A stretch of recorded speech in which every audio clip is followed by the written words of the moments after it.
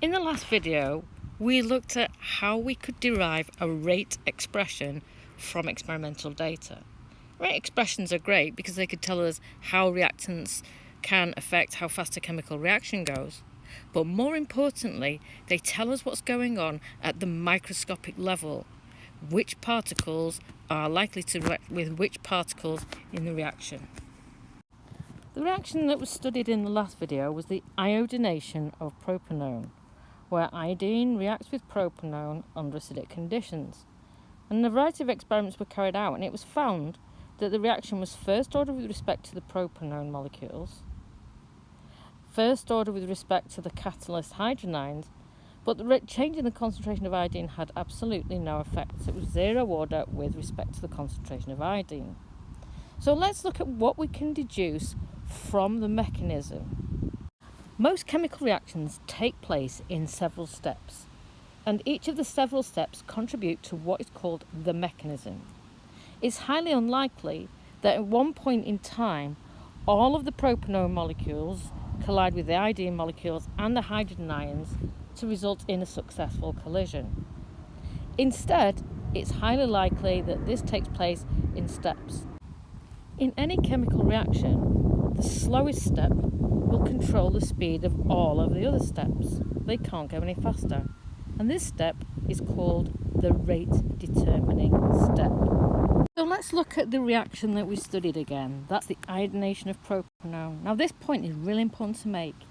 In a chemical reaction, any step that occurs after the rate determining step, that's the slowest step, will not affect the rate, provided that it's really fast compared with the slowest step, the rate determining step. So species that are involved in the mechanism after the rate determining step do not appear in the rate expression. So let's look, for example, at this reaction here. That is the iodination of propanone. So let's now look at the species in the rate determining step, the slowest step, and then look at the rate equation. So here is hydrogen ions, and in the slowest step there are 1 mole of hydrogen ions colliding with 1 mole of propanone molecules. So the species that appear in the rate determining step also appear in the rate equation. So it's first order with respect to hydrogen ions, and there are 1 mole of hydrogen ions in the rate determining step, and it's first order with respect to propanone, and there are 1 mole of propanone molecules in the rate determining step. It's zero order with respect to iodine molecules, as these do not appear in the rate equation. They are in consecutive steps that appear really quickly. All mechanisms, therefore, are deduced by experiment and determining the rate expression.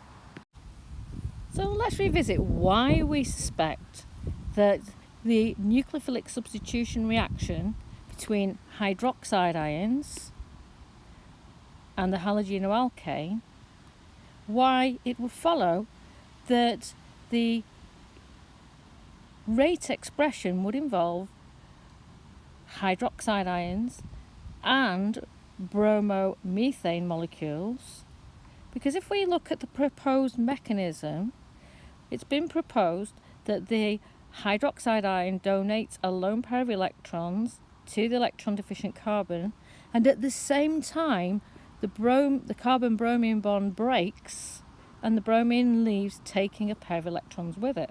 This mechanism has been proposed because in rate studies it is found that when we carry out rate experiments, that the order of reaction is first order with respect to the concentration of hydroxide ions, and also first order with respect to the concentration of the bromomethane. Because both species are involved in the slowest step, or the rate determining step, it's first order with respect to hydroxide ions, because there is 1 hydroxide ion colliding with 1 molecule of bromomethane. Some textbooks call this an SN2 reaction, nucleophilic substitution, 2 particles involved. The old term for this was molecularity, and that was the number of particles involved in the rate determining step. So the molecularity of this reaction is 2, because there are two particles colliding in the slowest step, the rate determining step. Now let's consider a tertiary halogenoalkane. So this tertiary halogenoalkane here, 2,2-dimethyl bromoethane, which is a tertiary halogenoalkane, this can undergo heterolytic fission so that two species are formed, and one of them is a tertiary carbocation. And what we know about tertiary carbocations from GCSE is that they are more stable than primary carbocations because of this inductive effect where the 3 methyl groups can release electrons, stabilising this positive charge. With tertiary halogenoalkanes, the first step, the slowest step, is waiting for this heterolytic fission. And therefore, when rate studies are carried out on tertiary halogenoalkanes, the rate determining step is not dependent on the concentration of hydroxide ions. For this reaction, it's been found that it's 0 order with respect to the concentration of hydrogen ions. So if experiments are repeated where the hydroxide ion concentration is changed, it has absolutely no impact on the rate, because the first step, we're waiting for the electrolytic fission of this carbon-bromine bond to produce the tertiary carbocation. The second step in the mechanism, therefore, is when the hydroxide ion then attacks the tertiary carbocation, and this is going to be really, really, really fast. So let's now consider any general reaction where our reactants are A, B and C, and the products are Y and Z. So remember, the rate of reaction depends on the concentration of the reactants. So let's now look at this mechanism. So say, for example, in the first step, A and B react together to form an intermediate D. Notice that this intermediate doesn't appear in the reactants. And that tells us that the intermediate, this species D, is going to get mopped up in the next step. So in the next step, D could get converted to E.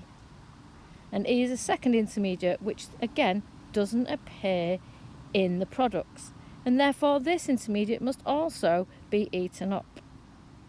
So then E and C, these species here, could collide together to form Y and Z. It therefore follows that this slow step here is the rate determining step. The rate determining step doesn't always have to be the first step in the reaction. So it's important to note that any species involved in or before the rate determining step can affect the overall rate. So because these species, even though this step happened quickly, A and B were needed to produce this intermediate D, and therefore we can deduce that the rate expression for this reaction will be A, B and D. So the rate will be proportional to the concentration of A, B and D, and because there was 1 mole of each, it's first order with respect to A, first order with respect to B and first order with respect to D. So it's really important to note that the species in the rate equation are not just the reactants in the rate determining step, but they're the reactants involved in the reactions occurring before and in the rate determining step. So let's look at these scenarios for this chemical reaction here, where two reactants, A and D, following using a catalyst, produce product G. You can see that in scheme 1, first of all, A collides with B, which you can see doesn't appear in the reactants, to produce this intermediate C, and that is a slow step. It's quickly followed by C, this intermediate here, quickly decomposing into two other intermediates, D plus B. D then collides with another of the reactants, E, so it uses up that reactant there to form this intermediate F, and F quickly decomposes into G. You will notice in this, if we add all of these steps up together, A if we add all of that, comes down here. We notice that C cancels out here and here, and B cancels out here and here, and D cancels out here and here, and we can see that E and A, which are the reactants, appear now on this side, A plus E. Notice that F has cancelled out because it appears on both sides, and that leaves us therefore with G. So when you add up all of the steps in a reaction mechanism, each of the steps in the reaction mechanism, everything cancels out to produce the original reactants and products. You don't see these intermediates appearing in the overall balanced or stoichiometric equation. So let's first of all look at scheme 1. We can see easily on scheme 1 that this is the slowest step, and it's also the first step.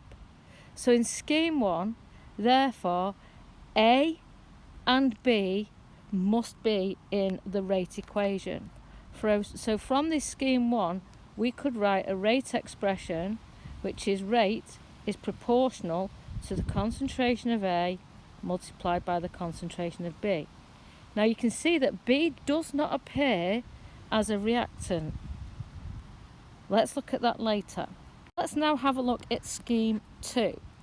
In scheme 2, again, A and B are reacting together, but that's a really fast step. So it's not the rate determining step. They're making this product C. C then quickly breaks up this intermediate. So an intermediate, remember, is something that doesn't appear, it's a species that doesn't appear in the overall equation. So this intermediate quickly breaks up to form D and B. Now this here must be the rate determining step, or the slowest step, which involves this intermediate D and this reactant E. When D and E collide together, they produce this intermediate F, which also slowly decomposes to form the product G. So this is the slowest step here, followed by a second slow step here. So if we look at scheme 2 here, you can see that B and A react together quickly. Now B isn't a reactant, it's not appearing in the reactants, and therefore B must be the catalyst. Let's now have a look at part B. Which species cannot appear in the rate expression for scheme 1? Well, let's look at which species will occur in the rate expression for scheme 1.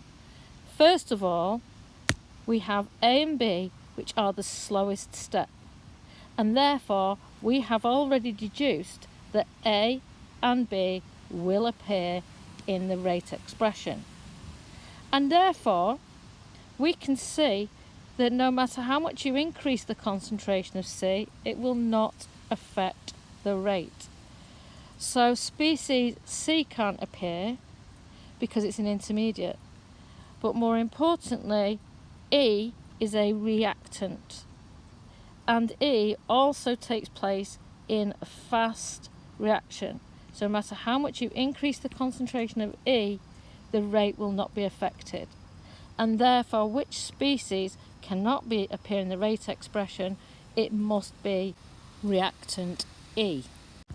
Both D and F are intermediates, and the intermediates never appear in the rate expression. Please check the typo in the caboodle book which says F. It should be E. Next question is real easy. Which is the rate determining step in scheme 3? Clearly it's the slowest step, and therefore it has to be step II, step 2. Quick pause point. Can you answer these questions? First of all, which one do you think is the correct definition of intermediates? are intermediates, the species that appear in the steps but not the net equation, the species that appear in the net equation, the reactants in the equation, or the phase the species are in. Secondly, what is the definition of the rate determining step? The slowest step in the reaction, the fastest step in reaction, the overall rate of the reaction, the step that determines the reaction. So, an intermediate is the species that you don't see in the net equation. It's something that's produced and then gets used up. So, it's the species that appear in the steps, but not the net equation. Well done if you got that correct. And the rate determining step is simply the slowest step in the reaction. So let's now do some brain teasers. In a reaction between E and F, so let's write that down. So we've got E and F forming some products. Says the reaction was found experimentally to be second order overall. Which of the following mechanisms is consistent with this, and explain your answer? So let's look at mechanism 1. Mechanism 1, you've got reactant E decomposing to form intermediates. Notice these are intermediates, they don't appear in the rate equation. And then that combines Y, then this intermediate quickly decomposes into another intermediate reacting with F, one of the other reactants. But that's a fast reaction. So immediately I would deduce from this that the rate expression is simply first order with respect to the concentration of E, because it's in the slowest or rate determining step. So that's not second order. In mechanism 2, E and F are involved in the slowest or rate determining step.